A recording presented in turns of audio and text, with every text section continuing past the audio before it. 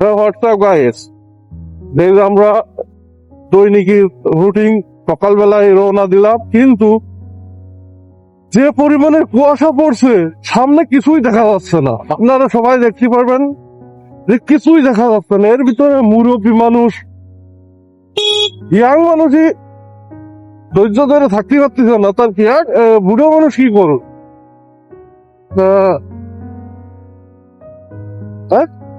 কি উঠেছে? আবার এই জন্য ক্যাপ করি। মনে করেন যে পরিমাণে কুয়াশা পড়েছে সামনে কিছুই দেখা যাচ্ছে না।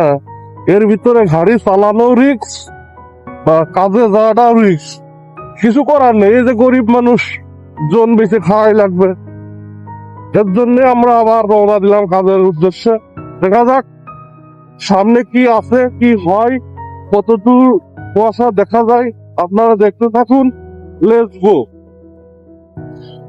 কুয়াশায় ঘোরা চারিদিক, রাস্তায় আমি একা, না আমরা দুইজন বলে গেছে। এখন বেলা বাজে 10টা, তারপরে দেখেন কুয়াশা কি অবস্থা। হ্যাঁ, এত পরিমাণের কুয়াশা যে আমরা যাচ্ছি আমাদের গাঁও সব ভিজে যা, মনে হচ্ছে বৃষ্টি পড়তেছে। হ্যাঁ, চারিদিকে কুয়াশা কুয়াশা, কিছুই দেখা যাচ্ছে না। তারপরেও এর ভিতরে ভিডিও করতেছি, যেহেতু আপনারা অনেকে আছেন 12টার দিক ঘুমোতে ওঠেন, এই ওয়েদারটা দেখতে পারেন না, তাই আপনাদের দেখানোর জন্য কিছু ভিডিও আমরা আপলোডিং দেব। আপনারা লাইক করবেন, কমেন্ট করবেন। শুভ সকাল।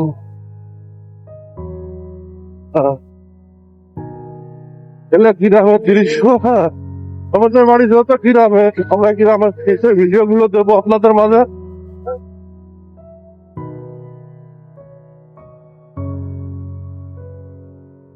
তারপরে কিছু করার নেই, গাড়ি 70-ই চালাতেই হচ্ছে,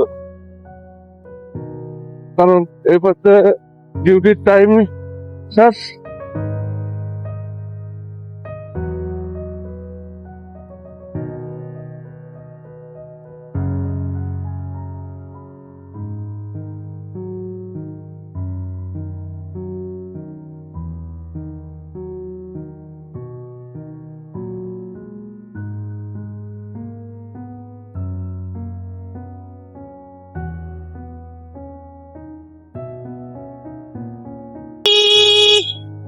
কিচ্ছু দেখা যাচ্ছে না, সামনে মাত্র এই যে ভাই গরম একটা নাই গেঞ্জি খুলে ফেলি।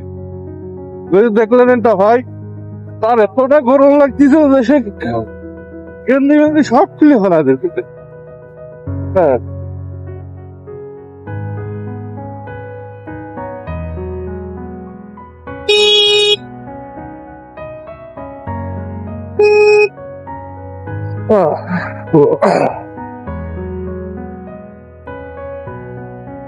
আবারও আমরা বরাবরের মতন রওনা দিচ্ছি মাগুরা জেলাতে। আমাদের বাড়ি গ্রামে, আমরা যাচ্ছি টাউনে কাজের উদ্দেশ্যে। হ্যাঁ,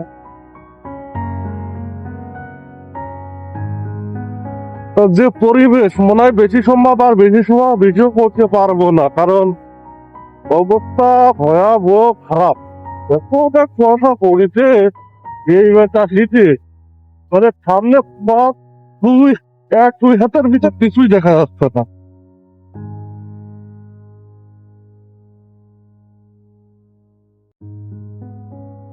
আমি গাড়ির লাইট পর্যন্ত জ্বালাই দিছি, যাতে মানে আমার অবস্থা খারাপ, খুবই অবস্থা খারাপ, মানে চোখ মুখে পানি ভরিয়ে গেছে।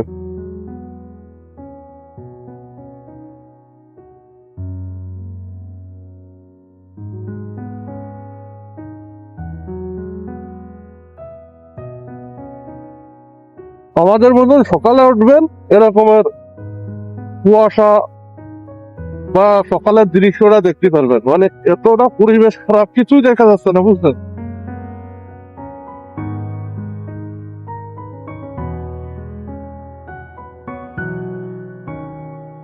তারপরেও কিছু করার নেই, এর ভিতরে কাজে যাইতেই তবে।